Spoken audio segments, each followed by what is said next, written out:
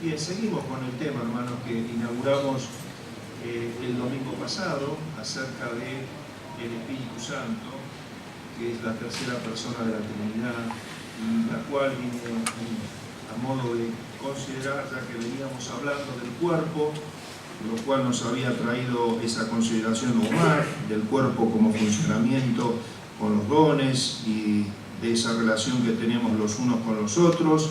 Luego después Jorge nos había traído el tema de la iglesia en el primer tiempo, donde la iglesia tenía paz dentro, donde había un crecimiento, no solamente en forma numérica, sino también en relación a la vida que esa iglesia tenía, y el Espíritu Santo que hacía, la fortalecía.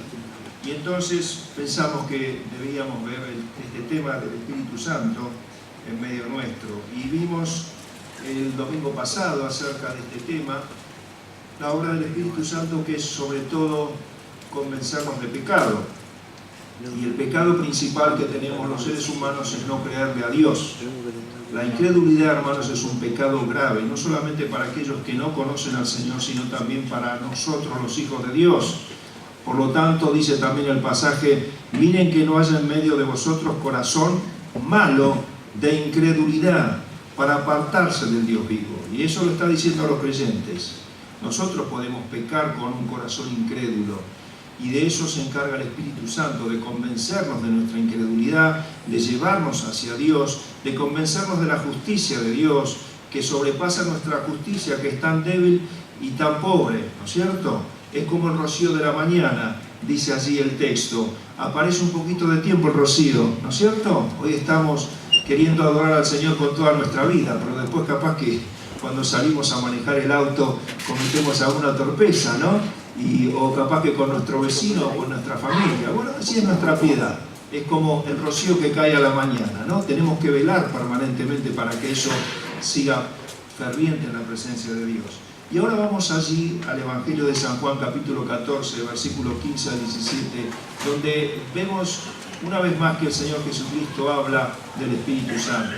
Es bueno recordar, hermanos, cuando estudiamos la palabra de Dios, que las doctrinas están presentadas en los evangelios y están enseñadas en las cartas. A veces surgen algunos errores, como vamos a ver, en cuanto al Espíritu Santo, por ese pequeño detalle que no es pequeño, sino que es grande. El Espíritu Santo, la obra del Espíritu Santo es presentada por el Señor Jesucristo y es desarrollada luego por Pablo, por Pedro y aquellos que han escrito en las cartas. Por eso tiene que haber un conocimiento integral de lo que se habla acerca del tema. Y con la ayuda de Dios vamos a procurar llegar a esto, si Dios lo permite, con lo poco que Él nos pudo haber dado. Esperemos que sea de bendición. San Juan 14, 15 al 17 dice, si me amáis, está hablando el Señor a aquellos discípulos que estaban con Él, si me amáis, guardad mis mandamientos, y yo rogaré al Padre, y os dará otro consolador, para que esté con vosotros para siempre. El Espíritu de verdad, al cual el mundo no puede recibir, porque no le ve ni le conoce. Pero vosotros le conocéis, porque mora con vosotros, y estará en vosotros. Fíjense que acá está el Señor hablando en futuro, está diciendo que el Espíritu Santo estaba con ellos, el Señor estaba con ellos, estuvo con ellos, pero ahora resulta que está diciendo que en un futuro el Espíritu Santo iba a estar dentro de ellos. Todavía no estaba habitando el Espíritu Santo en la vida de aquellos hombres. Pero acá el Señor le está dando esta promesa, como lo había hecho en el capítulo 16 que nosotros dijimos el domingo pasado. El Señor en ese capítulo le está diciendo más adelante, decía, os conviene que yo me fuera. Mientras el Señor estaba con ellos, el Espíritu Santo no estaba con ellos descendido, sino que el Señor Jesucristo en el capítulo 16 le dice, os conviene que yo me fuera, porque si yo no me fuera, el Espíritu Santo no vendría, pero os lo enviaré. Y acá está diciendo que el Señor iba a orar al Padre, para que el Padre enviase el Espíritu Santo. Es la promesa del Hijo y la promesa del Padre. Que este Consolador, así como Él les consolaba y les fortalecía estando con los discípulos, iba a venir. Y luego ustedes, si siguen leyendo el pasaje, dice, no os dejaré huérfanos. Un hijo de Dios no es huérfano. No somos huérfanos. Tenemos un Padre Celestial maravilloso y tenemos el Espíritu Santo en nuestro interior. Y el Señor Jesucristo les dice que era necesario, primero, que obedezcan sus mandamientos. Si me amáis, guardad mis mandamientos. Es decir, primero le debían reconocer como Mesías, para que realmente el Espíritu Santo lo pueda habitar. Y ellos habían reconocido al Señor como Mesías. Nosotros recordamos allí en San Juan capítulo 1, versículo 41 al 42. Sé que Andrés, este discípulo de Juan el Bautista, halló primero a su hermano Simón Pedro. ¿Y qué le dijo Andrés a Simón Pedro? Hemos hallado al Mesías. En hebreo, que después se traduce en el griego, el Cristo. ¿Y qué significa el Mesías o el Cristo? ¿Qué está diciendo un hebreo cuando dice el Mesías o el Cristo? El ungido. ¿Y qué significa ungido? La persona capacitada, preparada para una determinada tarea. El Señor Jesucristo es el ungido por Dios, el único que puede cumplir el plan de Dios. Y eso es lo que se está diciendo acá. Esto es lo que le dice Andrés a Pedro. Encontré al ungido de Dios, aquel que Dios preparó, que Jehová preparó para la salvación. Ellos creían en el Mesías, le habían recibido. Y entonces el Señor le dice, si me amáis, guardad mis mandamientos. Ellos habían creído en el Mesías. Y después dice Mateo 16, versículo 13, ese pasaje que tantas veces recordamos, dijo, preguntó el Señor a sus discípulos, ¿quién dicen los hombres que es el Hijo del Hombre? Ellos dijeron, unos dicen que es Juan el Bautista, otros Elías y otros Jeremías o alguno de los profetas. Y él le dijo, ¿y ustedes? ¿Quién dicen que soy yo? Y Pedro responde por todo el grupo, tú eres el Cristo, el Mesías, el ungido, el capacitado por Dios para salvar al mundo. Tú eres el Mesías. Ellos creían en el Señor Jesucristo como Mesías, como ungido, a pesar de que no entendían el plan de salvación. Para recibir al Espíritu Santo en nuestras vidas, primero tenemos que creer en el Señor. Es el camino por el cual el Espíritu Santo habita una persona. Por eso es necesario que si acá hay alguna persona que todavía no es del Señor, que todavía no ha pasado por el arrepentimiento y fe en Jesucristo, ojalá en esta mañana usted lo pueda hacer. Porque entonces le va a habitar el Espíritu Santo. Va a entrar en su vida. Porque este es el camino para que el Espíritu Santo nos habite y podamos ser salvos. Como decíamos el domingo pasado, dice la palabra de Dios que no hay justo ni aun uno. Todos nos hemos alejado de Dios. Pero el Señor Jesucristo fue cargado con nuestros pecados para que realmente Dios nos pueda perdonar. No había otro camino. Él es el ungido de Dios para traer perdón hacia nuestros pecados. No hay otra persona, solamente en su nombre. Así que ojalá que usted pueda tomar esta decisión esta mañana y se pueda ir con Cristo en su vida, con el Espíritu Santo habitándole en su vida, con sus pecados perdonados y con la esperanza de la vida eterna. Vamos al libro de los Hechos, capítulo 1, versículo 1 al 5, y vamos a ver lo que significa la morada del Espíritu Santo y el bautismo del Espíritu Santo. Tenemos poco tiempo y no vamos a abarcar todo lo que es la obra del Espíritu Santo en estos pocos días en los cuales estamos compartiendo esto, pero por lo menos, hermanos, para que nos quede algo claro de parte de Dios. Y no quisiera realmente que la teología confunda a alguno de nosotros, porque a veces sucede esto, ¿no? Ojalá nos quede alguna enseñanza, ¿no? Que nos haga bien, que nos pueda alentar y animar en nuestra vida. Dice allí el que escribe el libro de los Hechos de los Apóstoles, que ustedes saben, ¿quién es el que escribe el libro de los Hechos de los Apóstoles? Lucas. Entonces Lucas ahora cuando comienza a escribir hace referencia al escrito anterior que le había mandado a esta misma persona. ¿Quién es esta persona? Teófilo. Ahí está. Entonces lo dice, en el primer tratado, en el Evangelio que yo te escribí, Teófilo, dice Lucas, hablé acerca de todas las cosas que Jesús comenzó a hacer y a enseñar, hasta el día que fue recibido arriba, después de haber dado mandamiento por el Espíritu Santo a los apóstoles que había escogido, a quienes después de haber padecido en la cruz, a estos apóstoles, después que el Señor padeció en la cruz, dice, se presentó vivo con muchas pruebas indudables para quitar las dudas de su incredulidad. El Señor se apareció vivo delante de aquellos discípulos, apóstoles. ¿Durante cuántos días? 40 días. Apareciéndoseles durante 40 días y hablándoles acerca del reino de Dios. Y estando juntos los apóstoles y los discípulos, les mandó que no se fueran de Jerusalén, sino que esperasen la promesa que leímos en el Evangelio de Juan, del Padre, la cual Él les dijo, oísteis de mí. Lo hemos leído.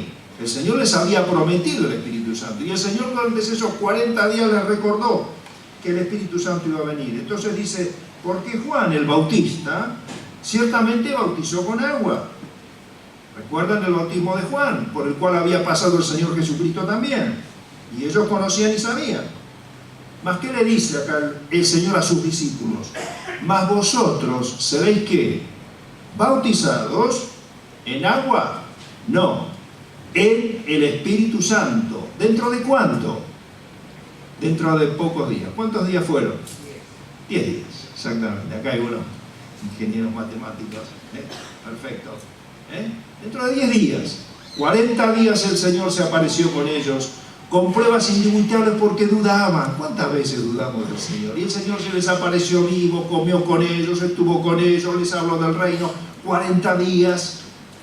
Pero claro, Él les dijo, os conviene que yo me vaya, porque yo estoy con ustedes. Y si yo no me voy, el Espíritu Santo no vendría. Pero Señor, quédate con nosotros, quizás le hubiéramos dicho a nosotros, ¿no?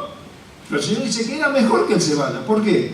Porque el Espíritu Santo ahora habita en tu vida, hermano. Habita en nuestra vida.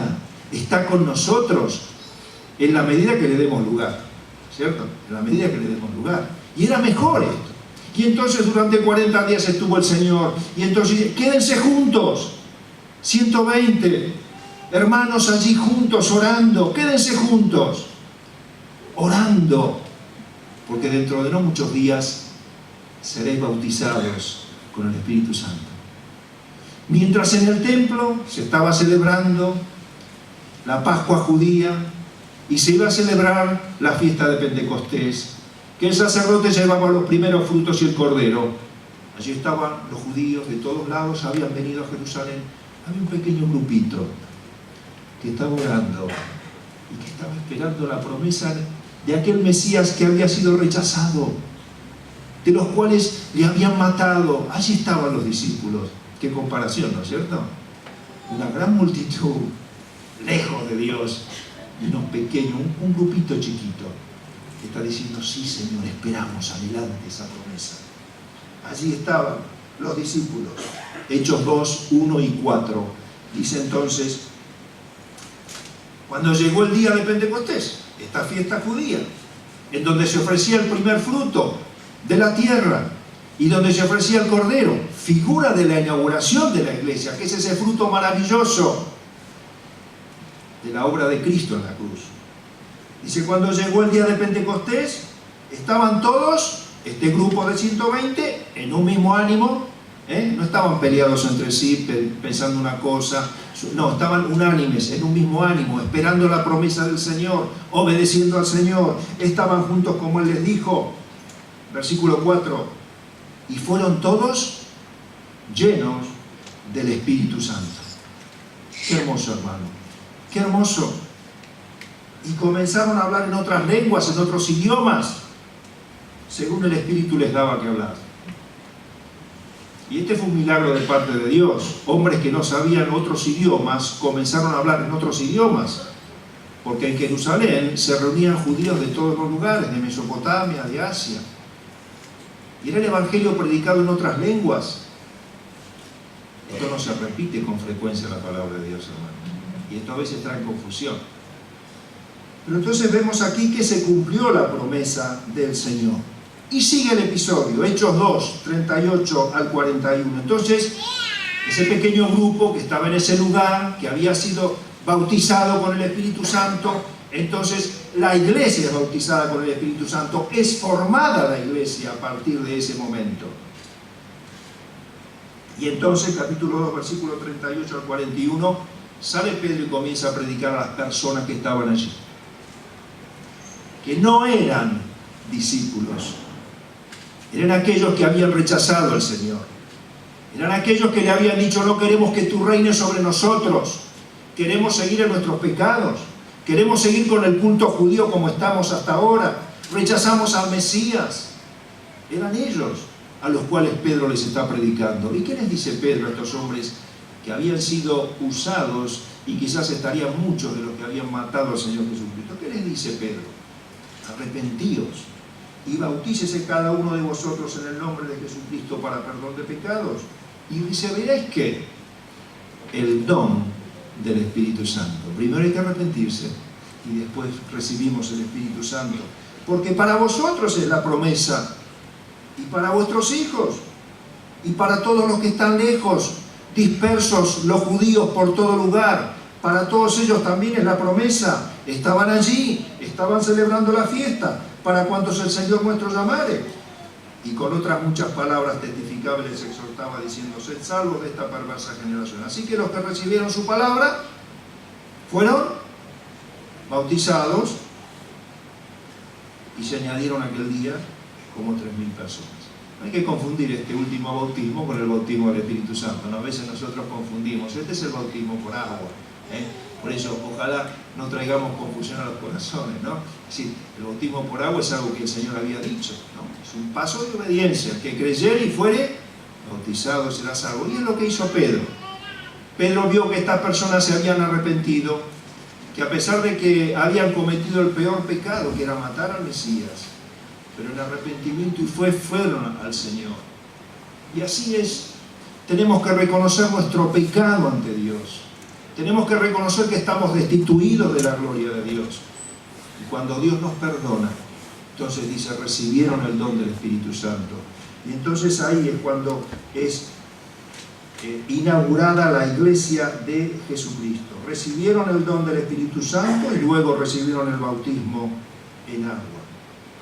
1 Corintios 12, versículo 13, habla de esto que hace Dios mediante el Espíritu Santo. Estamos hablando de la morada del Espíritu Santo, estamos hablando del bautismo del Espíritu Santo, porque es necesario mencionarlo si vamos a hablar de la persona del Espíritu Santo. Y dice allí 1 Corintios 12, versículo 13, dice: porque por un solo Espíritu fuimos todos bautizados en un cuerpo. ¿Qué hace el Espíritu Santo cuando nos bautiza Dios? ¿Qué hace? Un cuerpo. Lo leímos, está acá, lo volvemos a leer. Porque por un solo Espíritu fuimos todos, ¿qué?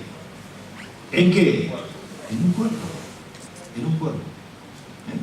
Sean judíos, en aquel tiempo, sean griegos, el resto, sean esclavos, sean libres, y a todos se nos dio a beber de un mismo Espíritu. Entonces, lo que hace el bautismo del Espíritu Santo, querido hermano, nos une en un cuerpo. Por eso, qué triste que es cuando a veces entristecemos al Espíritu Santo no cuidando la comunión, porque para eso hemos sido bautizados en el Espíritu Santo. Una de las cosas que hace el Espíritu Santo, hermanos, nos incorpora al cuerpo de Cristo. La iglesia, somos uno, somos un cuerpo, y eso es obra del Espíritu Santo. Qué importante que es, ¿no? Tener una vida espiritual saludable, buscar la comunión. Eso es lo que hace que el Espíritu Santo no se entristezca en nosotros.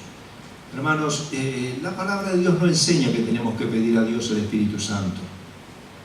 Hay muchos grupos de hermanos amados, de los cuales también aprendemos, de los cuales aprendemos muy buenas lecciones espirituales, y cuyas experiencias en cuanto a la palabra no se edifican, pero que piensan que hay que pedir al Espíritu, que que hay que pedir a Dios el Espíritu Santo. Esto no está en la Biblia. Generalmente se toma esto de la porción del Evangelio de Lucas, capítulo 11, versículo 11 al 13, donde el Señor está presentando otra enseñanza que es referida a la oración. Entonces puede ser que usted le diga en algún momento que usted tiene que pedir a Dios que le dé el Espíritu Santo después de haber creído. Y esto no es así. No enseña eso la palabra de Dios. Porque como dijimos, las enseñanzas son, la doctrina es presentada en los evangelios, pero después es desarrollada en las cartas. Y el Señor Jesucristo acá está hablando del tema de la oración. ¿Cómo dice ese pasaje? Está hablando acerca de que Dios es un Padre amoroso y que Dios es un Dios infinitamente poderoso y sabio. Y está hablando de la oración. Dice, ¿qué padre de vosotros? Estaba el Señor enseñando a un grupo de judíos. Estarían padres, mujeres, hombres, niños, escuchando el mensaje del Señor. Y el Señor va a tomar un ejemplo doméstico y va a dar una enseñanza espiritual. Eso era la costumbre del Señor. Y entonces va a tomar un ejemplo doméstico en cuanto a la relación del padre y el hijo. Y entonces comienza a enseñar. ¿Qué padre de vosotros, si su hijo le pide un pan, le dará una piedra? O si su hijo le pide un pescado, en lugar de pescado le dará una serpiente. O si le pide un huevo, le dará un escorpión. ¿Se imaginan eso? Los padres con los niños escuchando esto. Y sí, es verdad, ¿cierto? Entonces dice, pues si vosotros siendo malos, sabéis dar buenas dádivas a vuestros hijos, ¿cuánto más vuestro Padre Celestial dará el Espíritu Santo a los que se lo pidan? Y esto trae confusión, ¿no es cierto? Si se lee en forma desaprensiva. Como decíamos antes, la enseñanza acá, hermanos, está dirigida a la oración. El Señor Jesucristo está enseñando que Dios en su poder y en su sabiduría siempre nos dará lo que es realmente mejor. ¿Por qué? Porque Dios es infinitamente bueno, más que nosotros. Y esa es la enseñanza que le está dando a esos padres acerca del tema de la oración y a las demás personas. Y así como un padre terrenal debe ser más sabio que su hijo y tiene el poder de proveer para el hijo lo que el hijo no puede conseguir, porque un hijo no puede conseguir un pan, ¿no es cierto? El padre tiene que trabajar, tiene que ganar su dinero para proveer el alimento para su hijo. El hijo depende absolutamente del padre hasta que llega a cierta edad, ¿no? Después llega a cierta edad y usted quiere que el hijo se vaya de la casa, ¿no es cierto? Que se empiece a ganar sus garbanzos. Pero bueno, mientras el niño es niño, mientras nace, necesita totalmente, está en dependencia de su padre. Y esta es la enseñanza que está dando el Señor. Está hablando de su poder y de su sabiduría, comparando con el poder que tiene un padre y la sabiduría que tiene un padre para darle al hijo lo que él sabe que necesita. Y entonces dice, ¿cuánto más vuestro Padre Celestial, que es infinitamente más poderoso que ustedes y que es infinitamente más sabio que ustedes, no les dará lo que ustedes necesitan? ¿Qué diferencia hay entre el poder y la sabiduría de Dios y el poder y la sabiduría nuestra? ¿Cuál es la diferencia? Si la quisiéramos medir, ¿cuál es la diferencia? Bueno, Isaías 55, 8, 9 marca una diferencia. ¿Cuál es la diferencia? Porque mis pensamientos no son vuestros pensamientos, ni vuestros caminos mis caminos. Como son más altos los cielos que la tierra, ahí está la diferencia. ¿Usted puede medir la altura que hay entre los cielos y la tierra? Esa es la diferencia de su poder para con Dios, y de mi poder para con Dios, y de mi sabiduría para con Dios. Dios es infinitamente mucho más poderoso que nosotros. ¿Cómo no va a proveer lo que nosotros necesitamos? ¿Quién puede impedir que Dios provea lo que usted y yo necesitamos? ¿Quién?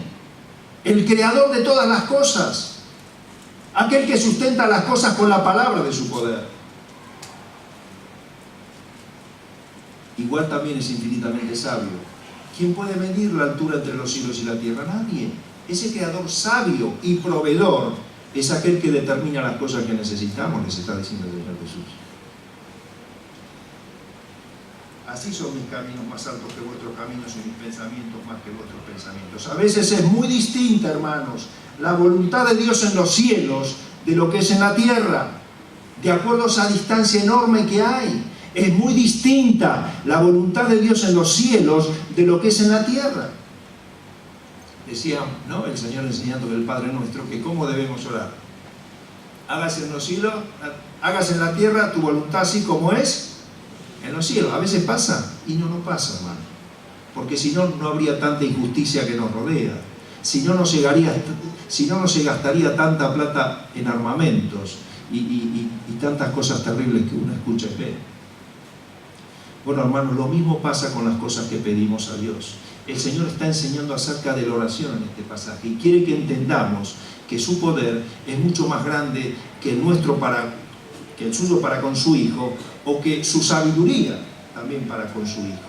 Dios sabe mucho más. Y a veces el pan que le pedimos a Dios en la tierra, en el cielo es una piedra. Y a veces el huevo que le pedimos a Dios en la tierra, en el cielo es un escorpión. Y dicen, mira, no te lo puedo dar. Dios es más sabio que vos. ¿No es cierto? Como cuando el hijo, ¿no?, va y pide caramelo y la mamá dice, no, pero para que primero tenés que comer. Y el chico pide caramelo. Y no hay cómo convencerlo. Bueno, es lo mismo con Dios, hermano. Por eso dice el Señor Jesucristo, ¿quién nos hace diferenciar? ¿Quién nos hace darnos cuenta de estas cosas? El Espíritu Santo. El Espíritu Santo. Entonces termina el Señor esta enseñanza y les está diciendo, ¿cómo vuestro Padre no les va a dar el Espíritu Santo a los que le pidan? ¿Por qué? Porque necesitamos el Espíritu Santo para orar, para entender. ¿Y quién enseña esto en la palabra de Dios? El apóstol Pablo en los Romanos capítulo 8, versículos 26 a 27. ¿Cómo dice allí el apóstol Pablo hablando del Espíritu Santo y de oración? Y de igual manera, el Espíritu nos ayuda ¿en qué? ¿Cuál es nuestra debilidad? Entender el poder y la sabiduría de Dios. Esa es nuestra debilidad. Pedir como conviene no lo sabemos. No somos sabios para orar y pedir lo que a nosotros nos conviene. Y entonces Pablo está retomando y enseña esto de la oración y del Espíritu Santo. Entonces dice, de igual manera el Espíritu nos ayuda en nuestra debilidad. Pues ¿qué hemos de pedir como conviene? No sabemos. Pero el Espíritu mismo, ese que el Señor Jesucristo dijo que nos convenía recibir, que nos iba a dar, el Espíritu mismo, cuando nos habita en nosotros, ¿qué hace? Intercede por nosotros, sacando esa debilidad tremenda que tenemos de entender a Dios y de conformarnos con lo que Él nos dice que necesitamos. ¿Qué hace? Intercede por nosotros con gemidos indecibles. Va convenciendo nuestro corazón de la voluntad de Dios. Mas el que escudriña los corazones sabe cuál es la intención del Espíritu. Porque conforme ¿a qué? Por eso Dios está pidiendo que tengamos el Espíritu Santo. ¿Cuánto más vuestro Padre Celestial no dará el Espíritu Santo a los que se lo pidan? ¿Por qué? Porque todavía no había descendido el Espíritu Santo en sus corazones. Y Dios quiere lo mejor para nuestra vida. Que pidamos conforme a su voluntad, porque su voluntad es agradable y perfecta. Porque lo que nosotros queremos muchas veces no es lo que necesitamos, ni lo mejor para nuestra vida. Intercede por los santos. Por tanto, el Señor Jesucristo enseña cómo Dios no nos dará su Espíritu Santo para que podamos pedir como conviene. Cuanto más nuestro Padre Celestial dará el Espíritu Santo a los que se lo pidan. El Señor Jesucristo no había ascendido a los cielos, por lo tanto el Espíritu Santo no había descendido a la vida de la iglesia ni a los creyentes. Por eso acá ese texto dice esto. Pero acá el Señor no está diciendo que tenemos que pedir el Espíritu Santo. No. Está diciendo con relación a la enseñanza que está dando. Dice, ¿cuánto más? ¿Cuánto más vuestro Padre nos dará el Espíritu Santo a los que se lo pidan? Porque el Espíritu Santo nos enseña a orar. nos enseña a pedir de acuerdo a la voluntad de Dios. Es el que intercede en nuestra gran debilidad. ¿Cuál es nuestra debilidad? Saber. Yo no sé lo que me conviene. ¿Usted sabe lo que le conviene? No. Así como el niño no sabe lo que le conviene y le pide al padre muchas veces lo que no le conviene, así a veces nos pasa a nosotros. Y eso hace el Espíritu en nuestras vidas. Pero yo digo la verdad, os conviene que yo me vaya, porque si no me fuera, el Consolador no vendría a vosotros. Por lo tanto, hermanos, es un error pensar que hay que pedir el Espíritu Santo, después de haber conocido al Señor. Y entonces, ¿cuándo recibimos el Espíritu Santo aquellos que hemos conocido al Señor? Efesios capítulo 1, versículo 13 al 14, dice así: en Jesucristo, o en Cristo, también vosotros, sabiendo que oído la palabra de verdad, el evangelio de vuestra salvación, y habiendo que creído en él. Creímos el evangelio de Jesucristo, creímos que él es el Mesías, creímos que él es el ungido de Dios para hacernos salvos. Sí lo hemos creído un día. El Espíritu Santo nos guió a darnos cuenta que somos pecadores. Sí lo hemos aceptado. Bueno, en ese momento que hemos creído el Espíritu Santo, que hemos creído el evangelio, dice: fuisteis sellados con el Espíritu Santo. En ese momento no hay que pedir a Dios el Espíritu Santo, sino es tratar a Dios de mentiroso. Si no es decir a Dios: Señor, me mentiste. No es así. Dios no miente, hermanos. El Espíritu Santo viene a habitar en la vida del Hijo de Dios cuando Él ha creído en el Evangelio, como lo hemos leído recién, cuando hemos creído en el Evangelio. Gálatas 4:6 dice: por cuanto sois hijos, Dios envió a vuestros corazones el Espíritu de su Hijo, el cual clama que Abba Padre. Dios envió a vuestros corazones. Entonces, ¿cómo le vamos a pedir el Espíritu Santo a Dios? Si ya Él lo ha enviado a nuestros corazones cuando hemos creído.